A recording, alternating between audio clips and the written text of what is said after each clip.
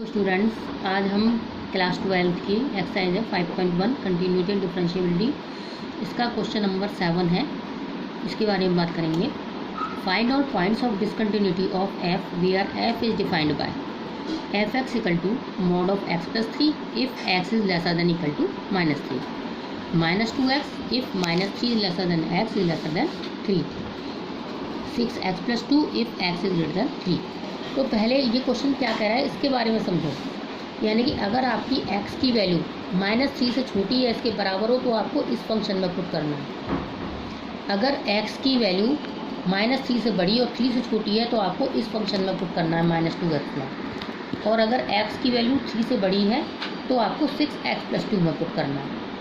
अब आपको पता है कि जब आप कंटिन्यूटी चेक करते हो तो उसके लिए आप जो है मतलब प्लस का फंक्शन निकालते हो, यानी कि जो आपको x की वैल्यू दे रखी है उससे बड़ा फंक्शन उससे छोटा फंक्शन। तो इसमें भी यही करना है। तो पहले आप चेक करो उसमें एट एक्स इक्वल टू 3 पर अगर हम पुट करेंगे मतलब चेक करेंगे तो हमारा क्या निकलेगा। यानी कि हम निकालते हैं एट एक्स इक्वल टू 3, तो आपका एफ एक्स क्या रहेगा, लिमिट एक्स टेंस टू, अगर हम 3 प्लस लेते हैं यानी कि 3 से बड़ी अगर वैल्यू होगी तो हमारी कौन से फंक्शन में लाई करेगी, इसमें एक्स ग्रेटर देन 3 मतलब 6x प्लस 2 में।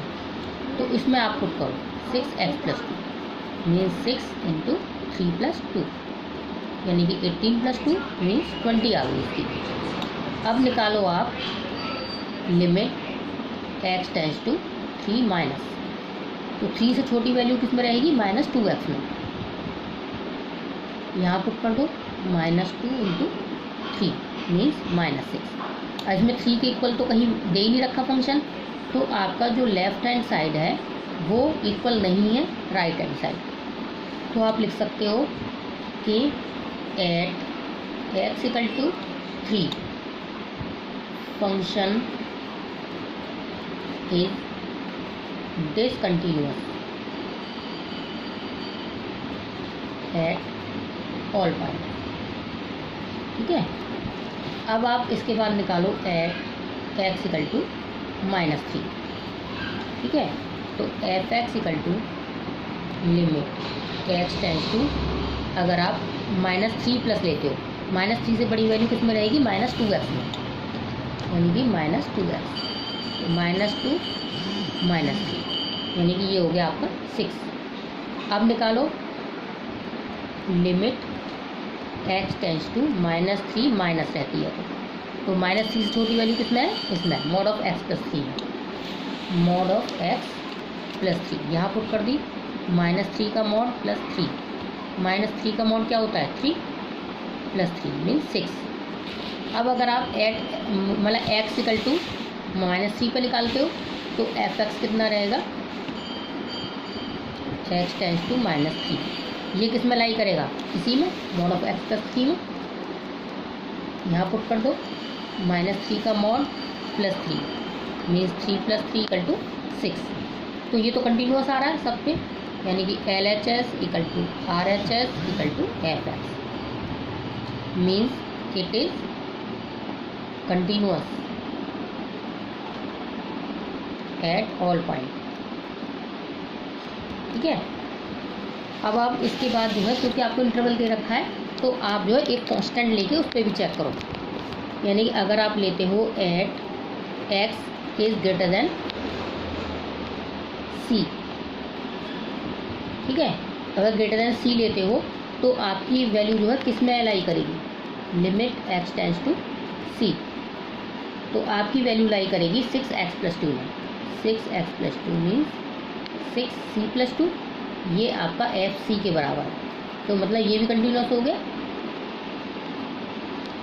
It is continuous. अब इसके बाद लोगे आप at X is lesser than C, यानी कि और सी आपका जो है लेसर देन -3। ठीक है। अगर आप इसे पुट करते हो तो आपका आता है limit x tends to c minus, ये तो था सी प्लस, ये है सी माइनस, तो ये किस में है, मॉड ऑफ एक्स प्लस 3, इसमें यहाँ पुट कर दो यानी कि c प्लस 3। ठीक है। ये भी आपका एफ सी के बराबर है, तो ये भी आपका कंटिन्यूस हो गया, इट इज़ कंटिन्यूस। अब आप लो at X at C is lesser than x is lesser than 3। अगर आप इसमें पुट करते हो तो माइनस का 2x, ठीक है। यानी कि आपका एफ एक्स जो है वो क्या रहेगा, यानी कि ये रहेगा आपका माइनस का 2c। ये भी एफ सी के बराबर है, तो इट इज ऑल्सो